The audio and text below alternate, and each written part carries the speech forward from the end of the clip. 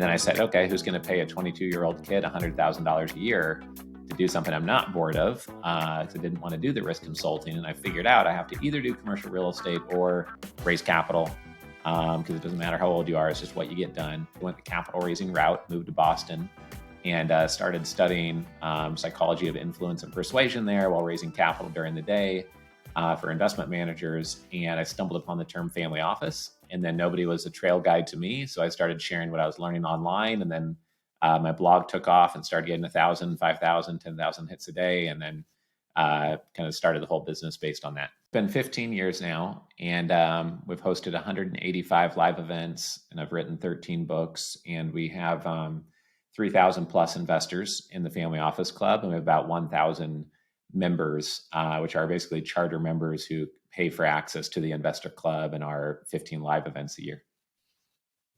When you meet with the investment club, what is the profile of your typical attendee? Sure. So either they are a private investor who's worth anywhere from 3 to 5 million up to several hundred million, or they are someone who is raising capital. And it's oftentimes, we do have people who are new to raising capital, but most of the time it's someone who already is raising capital and they're trying to elevate from raising $50,000 and $100,000 checks to $500,000 checks, or they want to figure out how do they tap into the family office space and really partner and joint venture and close deals with the ultra wealthy.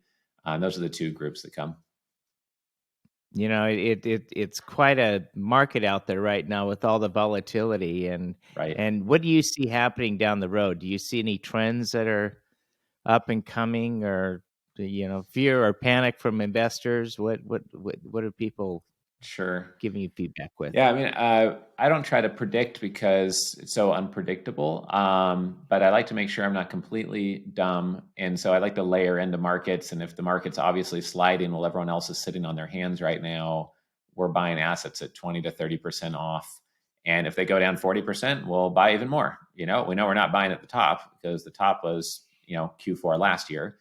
And so a lot of investors who do try to guess say that things are just going to get worse April through June next year, perhaps, like the Ray Dalio and Jamie Dimons and informed family offices of the world generally guess that. They generally guess that interest rates will come back down in 2025 or so, but who knows if any of that is really what's going to happen, right?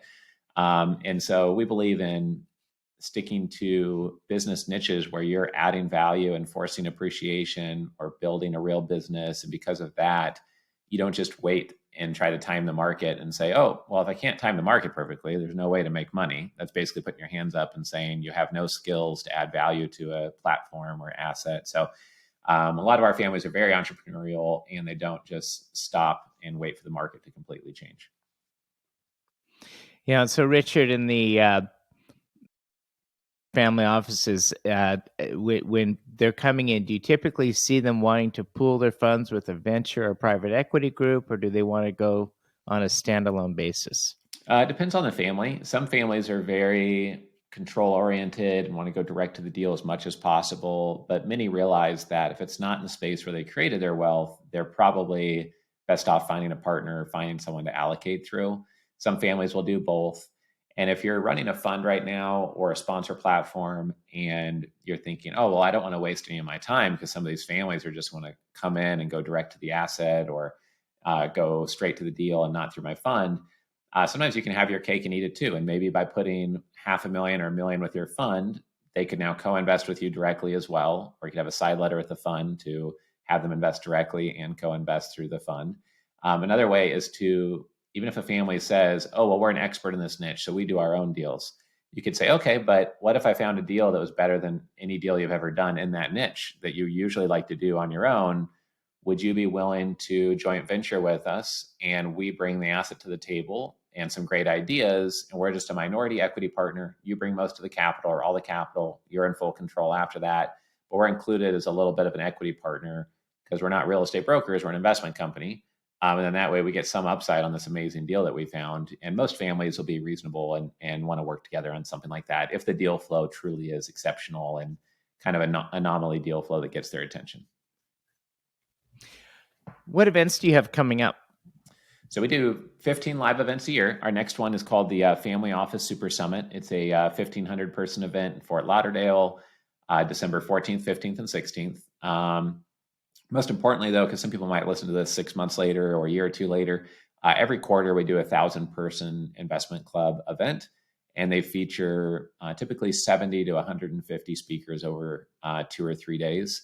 So over 2 or 3 days, you're hearing from a lot of different brains on investment structures, strategies, best practices. And I don't like getting bored at my own conferences, and I've had to go to all 185 of them. So I script all the discussion panel questions based on what I'm curious about and what my clients are asking me about. So it's really a grounds for improving deal flow, investment structures, strategies, and also new investor relationships for myself as well as our clients, right? Like I want this platform to serve me and serve my clients at the same time. So that's why we work hard to make sure it's excellent. A person interested in joining the club, how would they go ahead and go about that? Sure. Yeah. If they go to familyoffices.com, then they go to /join, or just click the join button at the top, and they can check out what's included with charter membership.